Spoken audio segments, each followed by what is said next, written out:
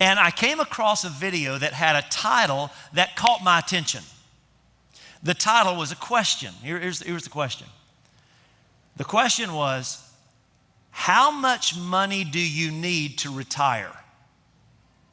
Now, just full transparency, pastors don't think a lot about retirement. We are not wired that way. But the question was intriguing, so I thought, oh, well, this and that. So I clicked on the video, and there was a CPA on there explaining how to make sure you had enough money to retire, okay? And he started off by saying there are a series of questions you need to ask yourself that are very important to this. He said, for example, the first question you need to answer is, at what age do you want to retire? I mean, that makes sense. If you want to retire at age 40, that's a lot different than if you want to retire at age 70. I can see how that would be a reasonable question to deal with. He said the second question is, what kind of lifestyle do you want to have in retirement? In other words, what percentage of your income do you want to have in retirement? Do you want to live better in retirement than you're living now, or do you want to live less than in retirement than you're living now? What percentage of your income will you require? That seemed to make sense. I can understand why that would have a bearing on how much money you'd need. But it was the third question that got me. He said the third question you need to deal with when planning for retirement is this one. How long do you plan to live? I'm thinking, what? Now, how is any reasonable person supposed to answer that question? So it kind of shocked me. I'm like, what are you talking about? How long? But after I thought about it, it makes sense, doesn't it? I mean, okay, let's suppose you said, I want to retire at age 70. Well, it requires a lot less money to live until you're 80 than it would if you were to live until you were 100, right? So I can see how that question would make sense. How long do you expect to live? But as I was thinking about that, something occurred to me. And here's the question that occurred to me. What happens if you live forever? What happens if you live forever? Which, by the way, Christian, is what we believe.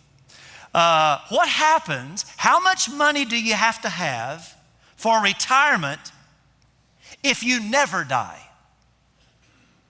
You see, okay, I'll just share, this can be proven mathematically. It is absolutely impossible to save enough money up to last you forever.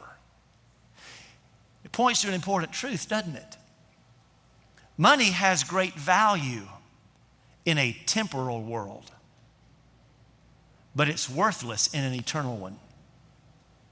If we're going to properly save for eternity, it requires a different kind of investment, doesn't it? It requires investment that is not financial. Saving for eternity requires a different kind of investment using a different kind of currency, the kind of currency that lasts forever. Jesus put it this way, do not store up for yourselves treasures on earth, where moths and vermin destroy and where thieves break in and steal. But store up for yourselves treasures in heaven, where moths and vermin do not destroy and where thieves do not break in and steal. See, unlike money, God and His kingdom last forever. You know why generous people are free?